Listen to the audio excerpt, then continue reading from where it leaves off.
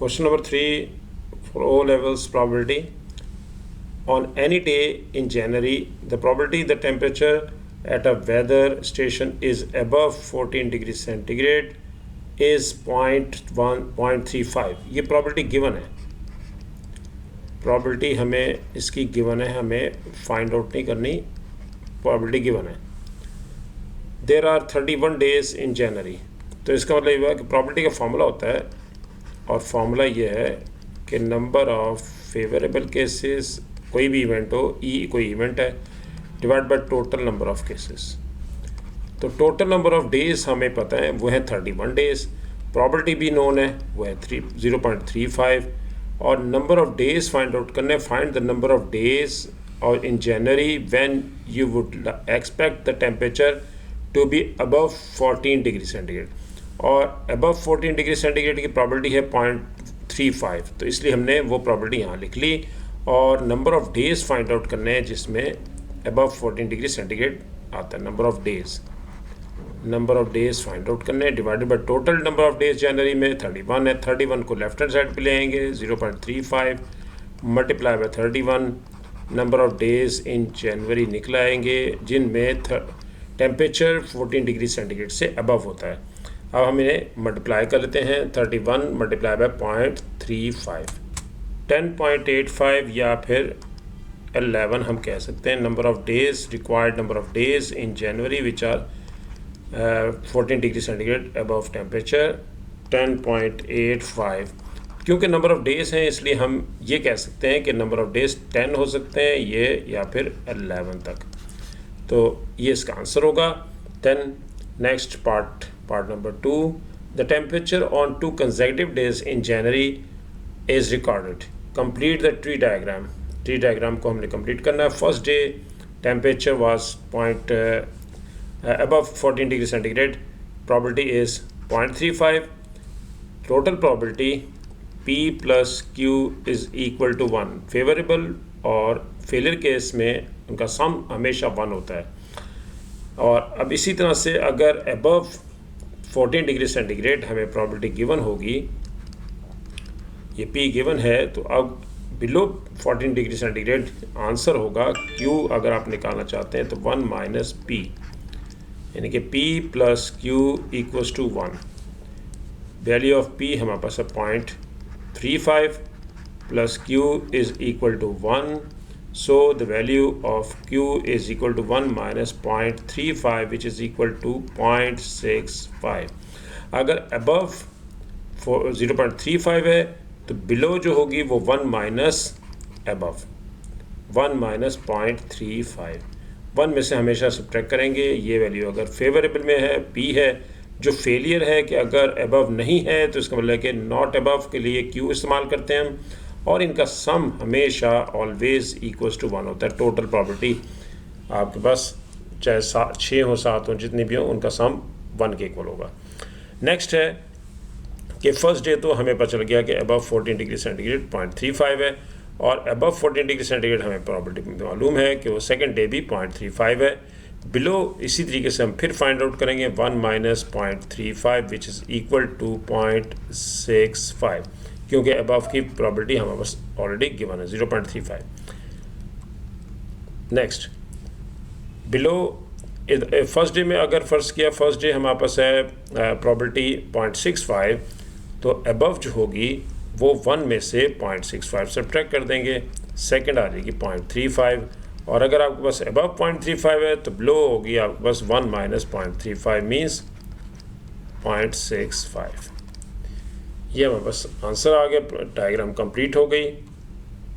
Find the probability that the temperature is above 14 degree centigrade on both days, यानी कि both days above 14 degree. और वो probability आपके पास ये एक अबव है 14 डिग्री और ये भी अबव 14 डिग्री है बोथ डेज.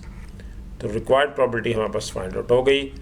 फर्स्ट प्रोबेबिलिटी है 0.35 फर्स्ट डे, और सेकंड डे भी 0.35 मल्टीप्लाई बाय 0.35, और आंसर आ जाएगा इन्हें मल्टीप्लाई करने से हमारे पास 0.1225.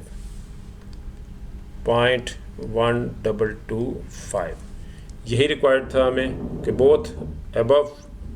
Both days above 14 degree centigrade. और नेक्स्ट है find the probability that the temperature is above 14 degree centigrade on only one of the 2 days, यानी कोई किसी एक दिन जो है वो अबव 14 डिग्री सेंटीग्रेड हो। और इसके लिए आंसर हम जो लेंगे पहले नंबर पे ये प्रोबेबिलिटी है, इसमें first day above 14 degree centigrade है और सेकंड डे बिलो है, तो इसलिए कोई एक फर्स्ट है अबव और सेकंड बिलो है, और इनको हम मल्टीप्लाई कर देते हैं। 0.35 अबव के लिए है, ये 0.35 है अबव के लिए, और बिलो के लिए 0.65 है, मल्टीप्लाई बाय 0.65। एक ये आंसर हो सकता है, और प्लस क्योंकि एनी वन कोई एक चाहिए आपको, तो फिर इसमें हम ऐड करेंगे दोनों को।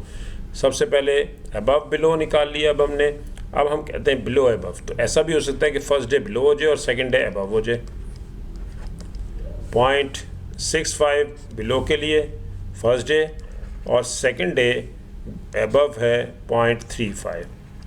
और अब क्वेश्चन में वो ये कह रहा है कि कोई एक दिन, किसी एक दिन हमें अबव 14 डिग्री सेंटीग्रेड मिले, यानी कि आंसर जो आएगा वो आपका अबव बिलो, इसमें फर्स्ट डे अबव है सेकंड डे बिलो है, प्लस ऐसा भी हो सकता है कि फर्स्ट डे बिलो हो जाए और सेकंड डे अबव हो जाए, फर्स्ट डे बिलो और सेकंड डे अबव।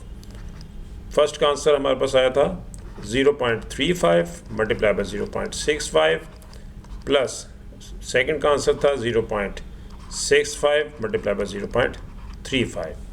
अब हम इन्हें मल्टीप्लाई करके और ऐड करते हैं और आंसर देखते हैं क्या आंसर आ जाएगा हमारे पास। पहले हम 0.35 मल्टीप्लाई बाय 0.65 को मल्टीप्लाई करते हैं, 0.2275 प्लस 0.2275, इन्हें हम दोनों को ऐड कर लेते हैं, और ऐड करने से हमारे पास आंसर आ जाएगा 0.455।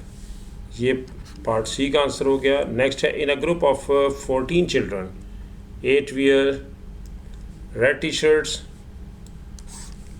शर्ट्स वाले जो हैं वो हमारे पास हैं 8 हैं, और प्रोबेबिलिटी हम निकालते हैं, इसको पहले रेस कर लेते हैं।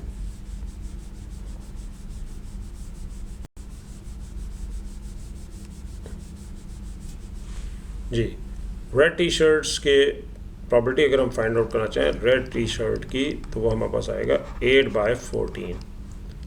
और इसी तरह से अगर हम ग्रीन टी शर्ट की प्रोबेबिलिटी निकालते हैं तो वो 1/14। सिमिलरली ब्लू टी शर्ट के लिए 5/14। ये हमारे पास इंडिविजुअली है कि अब इसमें हम देखते हैं कि हमें पहले सबसे पहले हम सेम कलर का निकाल लेते हैं। सेम कलर की प्रॉपर्टी, यानी कि फर्स्ट चिल्ड्रन ने रेड टी शर्ट वेयर किए और वो है 8/14, और सेकंड के पास जो ऑप्शन होगी वो 7 रह गई। 7 क्योंकि टोटल 8 रेड टी शर्ट्स हैं। अगर फर्स्ट चिल्ड्रन ये वेयर करता है फर्स्ट टाइम, तो फिर उस जो सेकंड वाले के लिए प्रॉपर्टी, सेकंड वाले के लिए ऑप्शन रह गई वो 7 रह गई आउट ऑफ 13, क्योंकि एक टी शर्ट कम हो जाएगी। और रेड टी शर्ट के लिए अगर ग्रीन के लिए ऐसे ही है, ग्रीन अगर फर्स्ट चिल्ड्रन ने ग्रीन पहन ली है और सेकंड भी ग्रीन पहनना चाहता है तो उसके पास ग्रीन की ऑप्शन कोई नहीं है, ग्रीन टी शर्ट ख़त्म हो चुकी है क्योंकि एक ही ग्रीन टी शर्ट है। और नेक्स्ट है अगर वो ब्लू के लिए चलते हैं, तो ब्लू अगर फर्स्ट ब्लू पहनता है उसके पास 5 ऑप्शंस हैं, कोई भी ब्लू ले सकता है, लेकिन सेकंड वाले के पास ऑप्शन 4 रह जाएंगी, और वो 4 ऑप्शन लेके और आउट ऑफ 13, क्योंकि 14 फर्स्ट टाइम होगा, टोटल 14 चिल्ड्रन है और कोई भी पहन सकता है, और फिर इस तरह से नेक्स्ट में एक कम हो जाएगा तो वो 13 है। तो ये तो है सेम कलर